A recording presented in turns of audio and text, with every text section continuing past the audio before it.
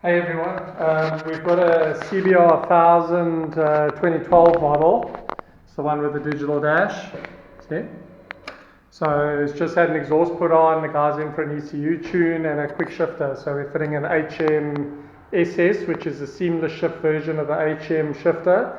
And then we'll be mapping it up, taking all the emission controls off. Nice clean bike.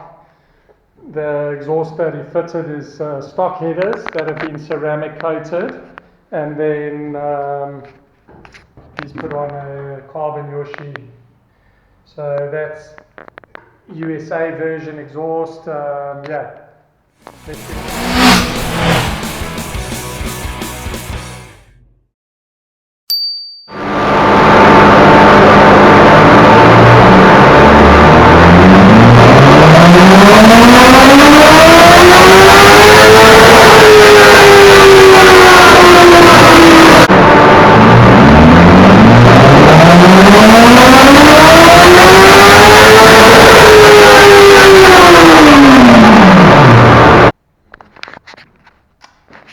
Okay, so this is CBR1000 2012 model. We just finished up the pre-run. Nice smooth curve, as you can see. These bikes are notoriously smooth and everything, but after mods, you can see there's lean spots and it runs very rich on top. Even though it's nice and smooth, it's still quite rich. The pre-run power specs, 151.1 horsepower, 112 Newton meters. So we'll work on it from there, see what we can get out of it. Very nice bike. We're going to pull it off, get it in the workshop, fit the quick shifter, and take out all the emissions and everything, and then we'll put it all back together. We have got our bike off the dyno. We've done our pre-run. I am going to start fitting. So we've got the HMSS, which stands for seamless shift. Quick shifter, that's the shifter harness. So basically I'm going to get all that installed, get the new linkage rod on, and then we will get it back on the dyno. I'm also doing a fuel pump overhaul so that we can make sure that we've got a nice clean fuel pump for our tune so we can get maximum power, and then we will see what she makes. Stay tuned, enjoy.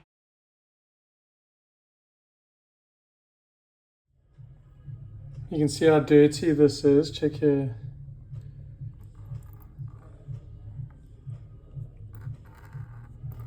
This is everything that's come out so far, and I haven't actually even backwashed it yet.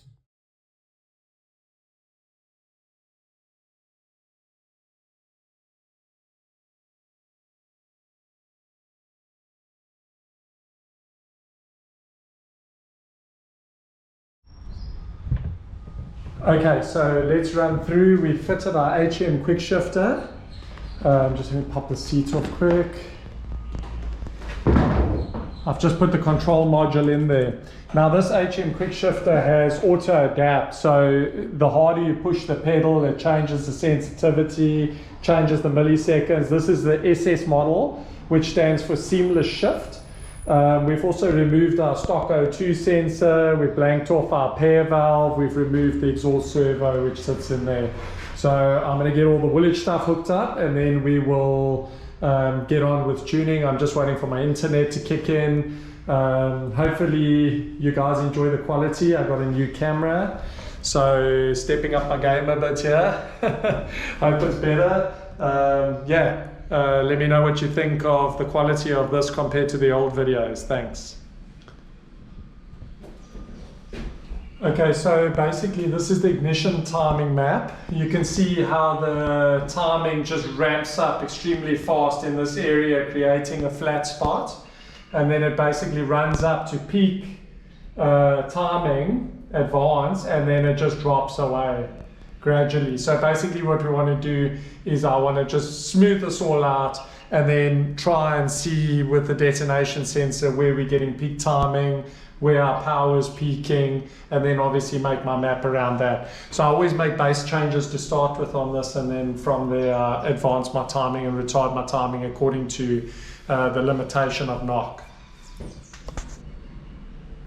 So So you can basically see our changes we've done. We've disabled the top speed limiter, we've disabled the exhaust valve, the stock O2 sensor, the PAIR system, which is the system that pumps dirty air into your airbox, and then we've disabled the fuel cut. We've also dropped the fan temperature down.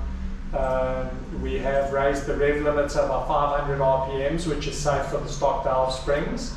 And we're going to be working on our ignition timing map, which, as I explained, basically retards itself. You can see, so it ramps up. There's a huge notch in the map here, which is not so smooth, and then basically peaks up to what we got here, 38 degrees of ignition timing, and then drops away right down to 29. So we're going to smooth this out.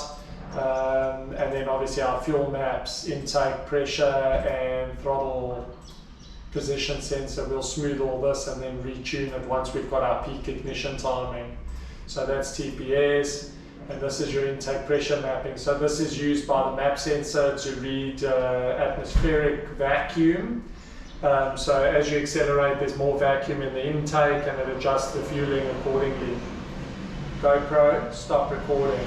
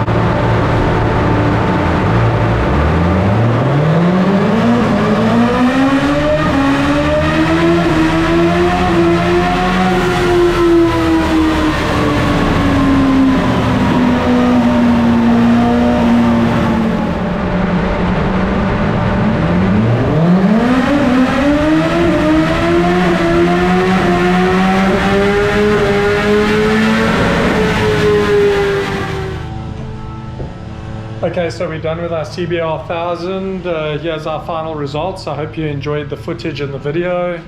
Let's take a look. Okay, so we have gain from the bottom right through to the top. We can see our fuel curve. So this is obviously our tuned fueling is nice and straight. You can see before it was extremely, the green line is the before, extremely rich and then extremely lean on the bottom. So basically the final figures is 151.1 horsepower to 161 horsepower. So basically 10 up and 112 Newton meters to call it 116. We'll just round it off there. So that's a pretty decent gain. Pretty sure the client's going to be well happy with the bike. Obviously with it being a lot leaner on top, you know, it'll obviously just be a lot smoother than it was, because it was a bit, you know, chuggy when I first started. Stay tuned for our next video and keep the rubber side down.